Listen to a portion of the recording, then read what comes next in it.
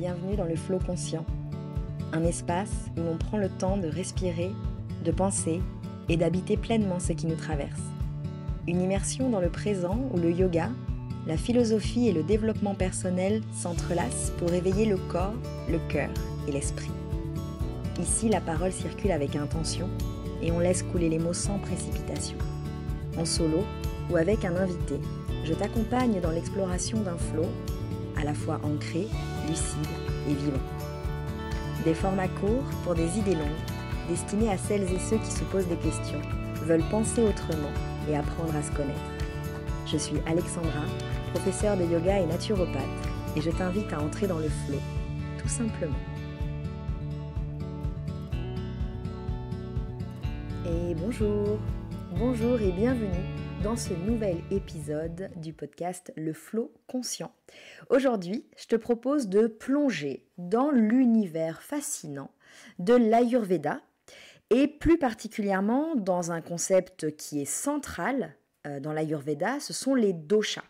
Donc aujourd'hui, on va parler des doshas. Je vais essayer de faire un épisode pas trop long parce que c'est un sujet qui est particulièrement dense, particulièrement touffu.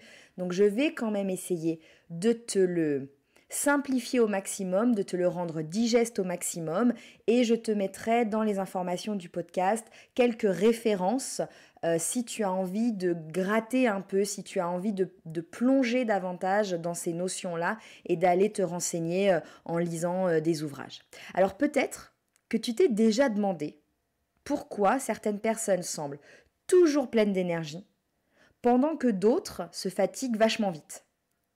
Tu t'es peut-être aussi déjà posé la question de pourquoi certains ont naturellement toujours chaud alors que d'autres grelottent et même en été. Dans l'Ayurveda, on nous offre une grille de lecture assez intéressante pour mieux appréhender ces différences, mieux les comprendre. Alors, cette grille de lecture, c'est effectivement les doshas.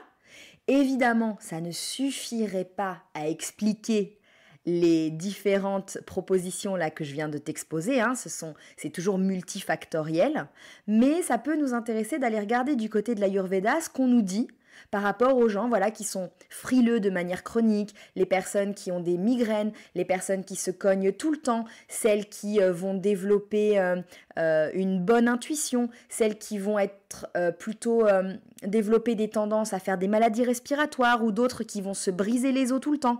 Voilà, en tout cas, dans l'Ayurveda, on a des pistes de réflexion qui sont intéressantes à aller regarder.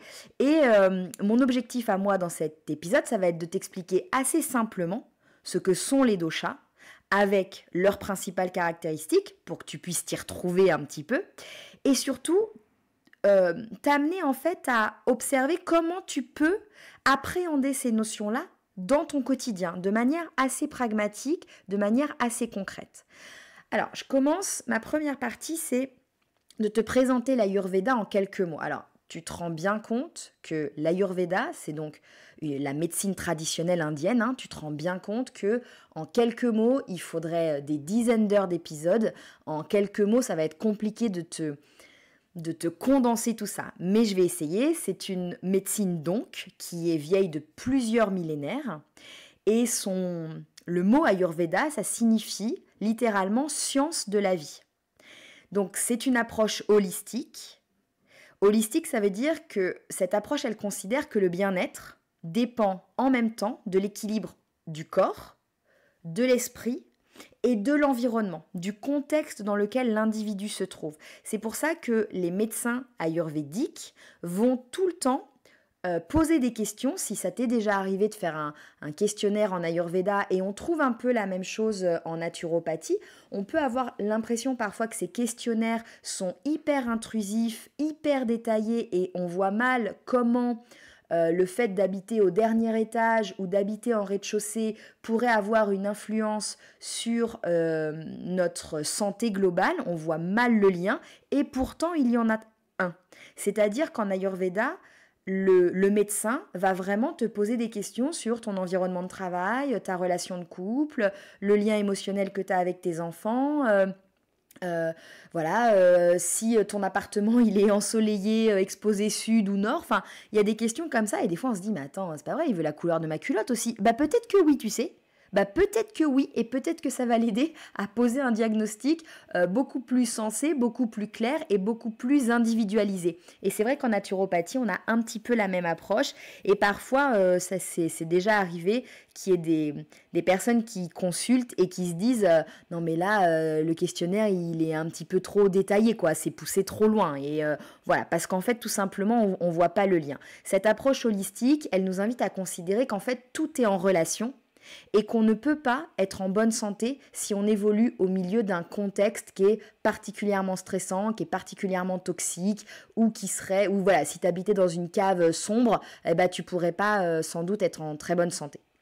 Donc à la base de cette science, à la base de cette médecine, on trouve les 5 éléments. Ça va peut-être te rappeler quelque chose, puisque en médecine traditionnelle chinoise, on parle aussi des 5 éléments. Alors tu vas voir, les 5 éléments en Ayurveda, ils sont un peu différents de la médecine traditionnelle chinoise. Dans l'Ayurveda, on trouve la terre, ensuite on trouve l'eau, le feu, l'air, et l'éther, enfin, que l'on peut aussi appeler espace. Alors ça va peut-être aussi t'amener mentalement vers un autre concept qui est celui des chakras. Dans le concept des chakras, premier chakra la terre, deuxième chakra l'eau, troisième chakra le feu, quatrième chakra au niveau du cœur l'air et enfin chakra Vishuddha au niveau de la gorge, l'éther ou l'espace. Donc voilà, tu vois qu'en fait tout est relié, que tout se combine et que tout existe de manière extrêmement interconnectée. Donc ces éléments, ces 5 éléments-là, ils se combinent de différentes façons et ils vont donner naissance à 3 doshas. Un dosha, c'est une constitution énergétique. Il y en a 3 et ces doshas-là vont influencer notre physiologie, nos émotions, notre manière de penser et d'appréhender le monde. Donc, il existe 3 doshas et je vais te les détailler et tu vas voir que tu vas peut-être te reconnaître dans les descriptions que je vais te donner de ces doshas. On va commencer avec Vata. Vata, c'est l'énergie du mouvement ou des fois on peut dire aussi que c'est le vent, l'air. Ce premier dosha, il est formé par l'addition entre l'élément air et l'élément éther. Donc on va se figurer le vent qui est léger, qui est mobile, qui est changeant, hein, qui peut comme ça modifier sa direction assez rapidement. Peut-être que ça amène l'image un peu de la girouette dans ta tête. Tu vois, la girouette qui change d'orientation en fonction de par où souffle le vent. Les personnes qui sont à dominante Vata, on va souvent dire que ce sont des gens, on va souvent leur trouver des qualités créatives. Ce sont souvent des personnes enthousiastes et pleines d'idées. Elles vont avoir une énergie assez vive, mais aléatoire. C'est pas très constant, hein, comme le vent qui est changeant. Elles peuvent être finalement très actives à un moment donné, puis complètement épuisées l'instant d'après. Et physiquement, elles vont avoir une tendance à être plutôt minces, la peau sèche, les cheveux fins, les ongles cassants et une digestion assez irrégulière. Bon, ça, tu vois, quand on donne ces grands traits-là, tu vas te dire « Ah bah oui, bah moi je suis carrément Vata ». Attends que je te donne déjà les 3 doshas différents et tu verras qu'en fait, on n'est pas l'un ou l'autre pour toujours. Tu verras que c'est très interconnecté, tu verras qu'on est un mélange de l'un puis de l'autre, parfois c'est 80-20, parfois c'est 70-30, parfois c'est 50-50. En fait, tu verras que c'est très évolutif et en fonction des âges de la vie aussi, il y a des changements de dosha. Par exemple, on sait que Vata, c'est un dosha qui va monter avec la vieillesse. Donc, plus on prend de l'âge, plus Vata va être important dans notre constitution ayurvédique. Quand Vata est équilibré, on va voir que c'est une belle énergie parce qu'il va y avoir beaucoup de créativité, on va être capable de flexibilité, de s'adapter et il va y avoir une vraie joie de vivre qui va émaner de ça. Mais quand il est un petit peu déséquilibré, lorsqu'il est dysfonctionnel, Vata, ça va amener de l'anxiété. Ça va amener de l'agitation mentale. Ça peut aussi amener des insomnies ou encore des sensations de froid, de sécheresse. En fait, tu vois, c'est le revers de la médaille, si je devais le dire comme ça. C'est qu'évidemment, à chaque qualité, lorsque le dosha est fonctionnel, correspond des défauts lorsqu'on tombe en déséquilibre. Et rappelle-toi, peut-être que tu le sais, peut-être que tu m'as déjà entendu le dire, que c'est la même chose avec les chakras.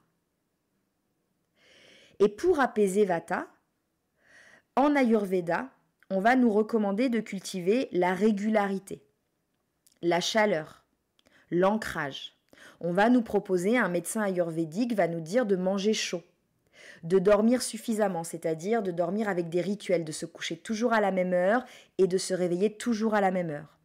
On va aussi sans doute nous proposer de ralentir le rythme et de pratiquer plutôt des activités qui sont stabilisantes, comme le yoga, souvent un yoga plutôt statique, donc on va peut-être plutôt conseiller le hatha yoga ou le yin yoga carrément, des yoga nidra, et on va proposer la méditation de manière à focaliser le mental, parce qu'un vata qui est très agité va être extrêmement pollué mentalement, va être extrêmement dispersé mentalement. Et au final, ça donne tout à fait le genre de personnalité qui commence quelque chose, tu vois, un projet, qui va pas aller au bout et qui va démarrer autre chose, et ainsi de suite. Et faire des petits sauts de puce comme ça, de projet en projet, sans mener jusqu'au bout sa première idée, parce qu'en fait, il se laisse très vite parasiter par tout un tas de facteurs autour de lui.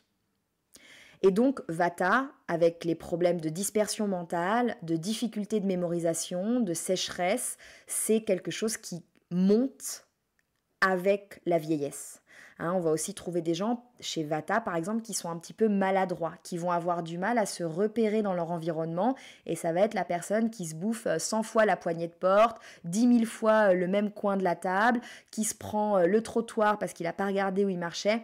Vraiment, alors je te tire des très grosses lignes, c'est un peu grossier ce que je fais, mais c'est pour aller vite et pour t'aider à repérer en fait des grands traits de caractère, des grandes caractéristiques.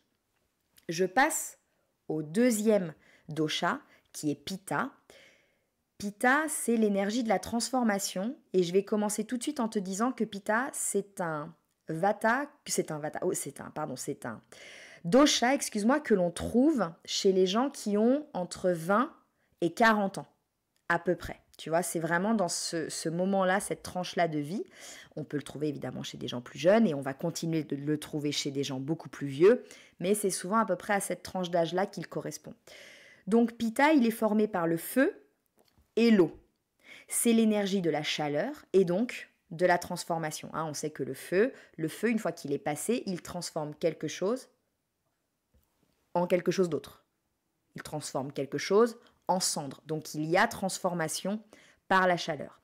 Les personnes qui sont à dominante Pitta vont être plutôt dynamiques, souvent déterminées et avec une belle capacité de concentration, contrairement à Vata. On les reconnaît souvent parce qu'elles ont un sens affûté de l'organisation, sont des gens qui vont être efficaces. Et souvent, on dit qu'ils ont le regard intense, le regard perçant, tu vois, parce qu'ils savent où ils vont. Ils ont une vision claire de la destination, du chemin à emprunter. Vraiment, il y a cette idée de droit au but. Physiquement, on va les reconnaître parce qu'ils sont un petit peu trapus. Ils vont avoir un physique assez équilibré entre le haut et le bas du corps, mais ils vont développer une musculature un peu dense. Ce sont aussi des gens qui vont avoir une digestion assez puissante. Ils peuvent avoir un fort appétit et plutôt un métabolisme rapide, c'est-à-dire qu'ils vont cramer rapidement ce qu'ils mangent. Voilà, c'est comme ça que ça va se passer pour eux. Lorsque Pitta est équilibré, il va apporter, donc, je te disais, détermination, courage, clarté, vision, tu vois, on sait où on va. Et une forme de leadership. Tu vois, il y a quelque chose qui est un peu charismatique chez les gens qui sont Pitta, parce que justement, dans leur détermination, il y a un peu cette capacité à entraîner les autres avec eux. Mais si Pitta devient en excès, si Pitta est déstabilisé, déséquilibré, ça va générer de la colère, de l'impatience. Il peut y avoir une forme d'irritabilité, d'agacement, et ça se manifeste dans le corps par des inflammations, ça peut être des tendinites par exemple, des brûlures d'estomac, et puis une tendance aux éruptions cutanées. Donc voilà, il va y avoir de l'acné, ça peut être de l'eczéma, des choses comme ça. Et pour apaiser Pitta, un médecin ayurvédique va préconiser la fraîcheur, va préconiser de la modération et des temps de détente. Parce que souvent chez Pitta, il y a ce truc de le repos n'est pas acceptable ou le repos est culpabilisant. Donc c'est-à-dire que tu vas te reposer, tu vas accepter de te poser et de te détendre un petit peu, mais très vite tu vas être pris dans ce truc de « ah là là, je suis en train de perdre mon temps, je suis pas efficace, etc. » Donc on va autoriser, on va essayer de s'accorder des pauses, des pratiques qui sont non compétitives et on va encourager la personne à consommer des aliments rafraîchissants, à éviter les excès de chaleur, les excès d'épices, et que ce soit dans son alimentation ou aussi dans son environnement. Et c'est très difficile pour un Pitta, ça, parce que le Pitta donc aime la chaleur, le Pitta est à l'aise dans cette énergie de la transformation. Donc le mettre, ce sont souvent des gens frileux, et du coup les mettre au contact de la fraîcheur, ça va être déstabilisant pour eux. Ce sera pertinent avec le recul, mais au moment de l'expérience, c'est particulièrement inconfortable. Le troisième dosha, c'est Kapha. Alors Kapha, c'est l'énergie de la stabilité, et je commence tout de suite en te disant que c'est plutôt un dosha que l'on trouve chez les adolescents et qui va évoluer avec le temps. Ce troisième dosha, il est formé par la terre et l'eau. C'est l'énergie de la structure, de la cohésion et de la stabilité.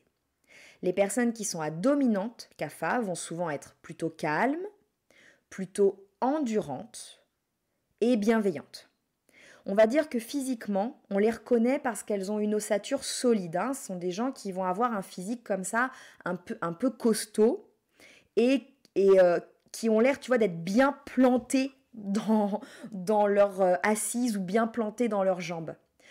On va voir qu'ils ont la peau douce.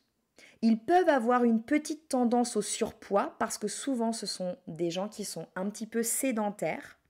Ils vont avoir un bon appétit et ils vont être souvent en quête de loisirs reposants, de choses ludiques et pas énergivores. Donc on va aussi leur trouver une bonne endurance. Et puis une tendance naturelle à la douceur, à l'empathie, à la patience. Souvent chez les Kapha, il y a ça. Quand il est équilibré, on va trouver chez Kapha donc la stabilité, comme je te disais, la loyauté et beaucoup de compassion. Mais lorsqu'il est on dit souvent les Kapha, je voudrais dire, on dit ce sont souvent des bons vivants. Tu vois vraiment l'image du bon vivant, de la personne un peu épicurienne qui sait où aller chercher le plaisir. Par contre, voilà, lorsqu'il est en excès, Kapha, il va amener un peu de lourdeur, un peu de paresse. Il va y avoir une forme de léthargie, tu sais, une difficulté à se mettre en route. On va beaucoup constater ça. Et il va y avoir une tendance forte à l'attachement. Donc justement, grande difficulté lorsque les plans changent, lorsque tu vois, il y a des transformations de boulot, de lieu de vie, lorsque les enfants quittent la maison, ce sont des gens qui vont mal vivre cette période et donc il va y avoir possiblement une alimentation un peu riche et tendance à conserver le poids en fait, à garder le poids, à être un peu en surpoids. Donc pour équilibrer Kapha, l'idéal, ce serait d'aller stimuler l'énergie. Donc de pratiquer, on va encourager ça, la pratique d'une activité physique régulière. On va aussi, mais alors régulière, mais peut-être pas hyper intense, parce qu'un Kapha, pour l'encourager à pratiquer, il faut lui proposer une activité dans laquelle il ne va pas non plus s'épuiser, parce que s'il s'épuise, il risque d'abandonner, tu vois, ça va être un peu le retour de bâton. Donc peut-être de la marche quotidienne à raison d'1 heure de marche par jour, c'est peut-être un exercice qui va être intéressant pour les Kapha, parce que ça ne les épuise pas, mais ça leur permet de sortir justement de cette léthargie un peu et de cette paresse. On va aussi proposer une alimentation un peu plus légère et sans doute un peu plus épicée. pour réveiller un petit peu la chaleur et pour stimuler un petit peu l'organisme. Et puis on va les inviter, alors là c'est un autre aspect de la vie, mais on va les inviter à s'ouvrir à la nouveauté, à cultiver leur curiosité, tu vois, à être un peu plus dans le mouvement, mais c'est aussi un mouvement intellectuel, s'intéresser à des choses auxquelles ils ne s'intéressent pas habituellement. On va les inviter à entrer un petit peu plus dans la danse de l'adaptabilité, parce que c'est un peu contre-intuitif pour eux, donc il va falloir rééquilibrer, retrouver de la balance en les amenant là-dedans. Donc voilà, là je t'ai présenté les 3 doshas et il faut bien que tu comprennes qu'en fait, on a ces 3 doshas à l'intérieur de nous. Ça, c'est tout le monde, tout le monde. Mais il va y en avoir souvent 1 ou 2 qui vont être prédominants et surtout, ça va évoluer en fonction des âges de ta vie. Et connaître ta constitution ayurvédique, c'est comme si tu avais une boussole ou une carte, si tu veux, devant toi. Et ça te permet de mieux comprendre ce qui va constituer, on va dire, tes forces naturelles, là où tu as des facilités, là où tu ressens de l'évidence, mais aussi ça va venir mettre en lumière là où il y a des petits déséquilibres et des déséquilibres vers lesquels tu aurais tendance à aller te planquer, tu vois, des petites choses, des travers dans lesquels très vite tu vas retomber si tu n'y prends pas garde. Un petit peu ça qui est intéressant avec les doshas. Si tu te reconnais dans Pitta, tu sais que tu as une belle énergie de leader par exemple, tu sais que tu as la vision de ce que tu as envie d'entreprendre, voilà, tu n'es pas paresseux, tu es capable de faire un plan de ce que tu as à mettre en place et de t'y tenir. Mais il va sans doute falloir que tu veilles un peu à ne pas te laisser emporter par une forme d'agacement quand les autres autour de toi n'avancent pas à la même vitesse, par exemple.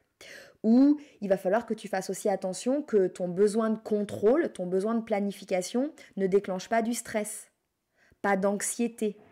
Ou, je pousse le curseur plus loin, de la colère, parce que tu vois que ça avance pas comme tu veux, tu vois que les gens ils fonctionnent pas comme toi tu fonctionnes, et du coup, ce truc un peu irritable va se transformer en colère. Donc ça, il faut être un petit peu vigilant. Et puis, je prends un autre exemple, si tu es Vata, si tu te reconnais dans Vata, tu connais ta créativité, tu sais que tu es capable de plein de choses, que tu es curieux, qu'il y a plein de trucs qui vont t'intéresser, et puis des choses qui se trouvent vraiment dans des sphères parfois très diverses, très éloignées. Par exemple, je sais pas, tu vas aimer l'art floral, et puis d'un autre côté, tu vas avoir envie, je sais pas moi, de faire de la cuisine. Tu vois, donc ça semble très éloigné, mais pour toi, ça te pose aucun problème d'être... parce que ta créativité t'emmène en fait dans ces différents espaces-là. Mais il va sans doute falloir que tu fasses attention à ne pas trop te disperser, à ne pas démarrer 1000 trucs qui n'aboutiront jamais. Donc il va falloir que tu cultives une forme de discipline, d'ancrage, pour ne pas laisser en plan tous les projets que tu vas initier. Et puis je vais terminer, je te donne un exemple évidemment si tu es Kapha. Tu sais que ta stabilité c'est vraiment ta force, mais fais attention parce qu'il ne faut pas que cette stabilité elle se transforme en léthargie, en paresse, en immobilisme. Il va falloir que cette stabilité, alors certes elle te sécurise, mais il va falloir que ça devienne une sorte de socle à partir duquel tu vas quand même te forcer, t'obliger à rester un peu dans le mouvement et à rester un petit peu curieux. Donc tu vois pourquoi finalement connaître son dosha, ses doshas, ça peut être vraiment utile pour t'aider dans ton quotidien, pour reconnaître tes forces, observer tes faiblesses et réajuster lorsqu'on a tendance à verser trop d'un côté ou de l'autre. Lorsque la balance se déséquilibre, si tu te connais bien, tu vas pouvoir réajuster. Alors que si tu es en méconnaissance de tout ça, il y a des chances que tu te laisses entraîner très très loin dans ton déséquilibre et du coup le retour sera d'autant plus difficile à faire. Donc pour aujourd'hui, je vais te proposer un petit exercice, un petit conseil pratique très très simple. Par exemple, tu vas t'observer dans ta journée et observe à quel moment tu as plein d'idées, à quel moment tu es créatif, à quel moment tu vas être rapide dans l'exécution des tâches que tu as à faire, à quel moment tu sens que tu as plein d'énergie, que tu vas vraiment être très efficace. Est-ce que c'est plutôt le matin? Est-ce que c'est plutôt fin de matinée? Est-ce que c'est plutôt dans l'après-midi ou le soir? Observe un petit peu. Observe un petit peu tout ça et observe à quel moment cette énergie-là, elle devient un peu touffue, un peu confuse, un petit peu dispersante, que finalement, pouf, pouf, pouf, pouf, pouf, pouf, il y a plein de petites choses qui viennent te popper dans la tête. Et là, peut-être que tu vas te dire, ah oui, mais là, en fait, à ce moment-là, j'aurais plutôt tendance à virer Vata, à me déconcentrer facilement, à commencer plein de choses et puis à laisser tomber. Et puis, en fait, j'ai une to-do list, mais en fait, je fais plein de petits bouts sur la to-do list sans mener un point jusqu'au bout. Observe ça. Quand tu es concentré, efficace, mais que tu sens que tu deviens un petit peu tendu, hein, si tu observes ça, que tu avais une tâche à faire, tu avais une mission à remplir, mais tu sens que tu te fais entraîner dans une espèce de machine qui va prendre le dessus sur toi et tu tombes dans une forme d'obsession. Obsession du contrôle, il faut que ça aille vite, il faut que ce soit efficace, il faut que ce soit fait comme j'ai dit que ça allait être fait. Là, c'est peut-être Pitta que tu vas observer, c'est peut-être lui qui se manifeste. Et attention, parce que tu vas sentir que ton collègue en face avec qui tu travailles en binôme, il avance pas au même rythme que toi et ça va commencer à te monter la moutarde, tu vois, au nez. Donc, observe ce moment-là aussi. Et puis, peut-être début d'après-midi ou fin de journée, si tu as beaucoup, beaucoup, beaucoup donné de ton énergie dans la journée, tu vas te rendre compte que tu es épuisé, que tu es en train de t'installer et peut-être tomber dans une forme de léthargie, d'immobilité. Qu'est-ce qu'on mange ce soir? J'en sais rien, on n'a qu'à commander parce que vraiment j'ai trop la flemme de préparer quoi que ce soit. Et là, non mais attends, il n'y a pas des chips dans le placard parce que ça va peut-être suffire quoi. C'est sans doute Kapha là qui s'exprime à ce moment-là, d'accord? Et puis, je t'ai donné quelques traits physiques. Alors attention, il ne faut pas tomber dans je suis mince et j'ai les cheveux plutôt secs, donc ça veut dire que je suis Vata. C'est pas aussi simple que ça, hein, bien sûr. Il faut prendre en considération que là, je te fais un épisode, je l'espère, hyper digeste, hyper court, que du coup, il est complètement incomplet, hein. Attention, je dis ça. Donc ne tombe pas dans la facilité, dans l'écueil de dire moi je suis plutôt trapu, j'ai de belles dents, j'ai des os solides, c'est que je suis Pitta. Et ne tombe pas non plus dans le truc de dire moi j'ai tendance au surpoids, c'est vrai que j'aime bien la bouffe un peu grasse et puis le sport, allez vite fait, donc je suis Kapha. Non, on est les trois, mais en fonction des moments de la vie, c'est pour ça que je t'ai dit plutôt l'adolescence Kapha, plutôt l'âge médian adulte plutôt Pitta, et en vieillissant on devient tous, même si on était Kapha au départ, on devient tous de plus en plus Vata, parce qu'en fait ça évolue à tous les moments de ta vie, hein.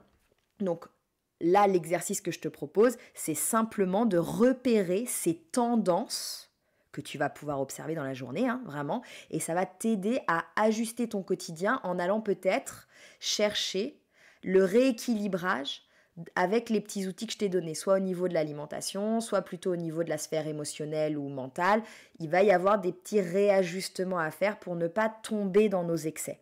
C'est vraiment ça. L'idée, c'est vraiment d'utiliser en fait une grille de lecture. Et on fait exactement pareil en naturopathie, sauf qu'en naturopathie, on n'appelle pas ça des doshas, mais ça fonctionne un petit peu sur le même principe. Si tu veux, je t'en parlerai. Mais ça fonctionne un petit peu sur le même principe, c'est qu'en fait, c'est un raccourci là que je vais dire, hein, mais après un questionnaire approfondi, on arrive à mettre des gens dans des espèces de cases. Ça c'est sûr que c'est pas très agréable de le dire de cette manière-là et de le considérer comme ça, mais on arrive à mettre des gens dans des espèces de groupes, dans des espèces de familles, si tu veux, de grandes familles. Et en fait, une fois qu'on a identifié ça, on sait, parce que l'expérience, parce que l'histoire, parce que là on parle de l'Ayurveda qui est une médecine ancestrale, parce que la naturopathie c'est aussi un système d'accompagnement en soins holistiques qui a fait ses preuves depuis de nombreuses années. Et en fait on sait que les gens qui se trouvent dans ces familles-là vont avoir des tendances à développer tel type de comportement ou alors tel type de maladie, tel type de fonctionnement au niveau de l'organisme. Et en fait, l'idée, c'est d'être toujours en prévention, puisque tu sais que tu es dans cette famille-là, mets en place les éléments pour rééquilibrer avant d'être dans le dysfonctionnement, avant d'être dans la maladie, avant de développer les comportements déséquilibrés. En fait, c'est ça. Que ce soit l'Ayurveda, la médecine traditionnelle chinoise ou la naturopathie, ce qu'elles ont en commun, ces différentes médecines, ces différents systèmes, ce qu'ils ont en commun, c'est qu'on est dans une approche holistique, oui, mais surtout préventive. Et parce que l'on connaît les tendances qui vont se développer, on agit en amont pour éviter de tomber dans le déséquilibre. Donc voilà, je vais m'arrêter là pour cette introduction au dosha en Ayurveda. J'espère que ça t'aura plu. Tu peux retenir que chacun de ces doshas a ses qualités, mais aussi ses fragilités, et que le but n'est pas de changer qui tu es, mais d'apprendre à trouver plus d'équilibre. Si tu veux, dans un prochain épisode, on pourra plonger plus en détail dans chacun des doshas. Si tu veux, je peux faire une espèce de mini-série en détaillant davantage ce que c'est que d'être vata et comment ça se manifeste, ce que c'est que d'être pitta, etc. ou kapha. Je peux aller là-dedans avec des conseils peut-être encore plus pratiques et encore plus précis, que ce soit au niveau de l'alimentation, des routines quotidiennes, ou même pourquoi pas quelques exercices de yoga qui seraient adaptés à ton dosha prédominant. Si tu veux, on peut tout à fait faire ça. Dis-le moi pourquoi pas en commentaire ou écris-moi n'importe où sur Instagram comme d'habitude, sur Facebook. Voilà, tu peux me contacter de 1001 façons, donc n'hésite pas à revenir vers moi après cet épisode si jamais tu as envie qu'on pousse le curseur un petit peu plus loin au-delà de cette introduction un petit peu superficielle. En tout cas, merci d'avoir écouté jusqu'ici. En description, je te mets quelques références qui pourront t'aider à aller plus loin dans ta recherche si ça t'intéresse. Et puis, si cet épisode t'a plu, je t'invite à le partager autour de toi et à me laisser un petit mot parce que ça fait toujours plaisir. Je te dis à très bientôt pour un nouvel épisode. Bye bye. Merci d'avoir pris ce temps avec moi dans le flow conscient. Si cet épisode t'a parlé, n'hésite pas à le partager, à t'abonner ou à laisser un mot doux sur ta plateforme d'écoute. On se retrouve très bientôt pour un nouveau souffle, une nouvelle réflexion. D'ici là, reste en flow et en conscience. À bientôt.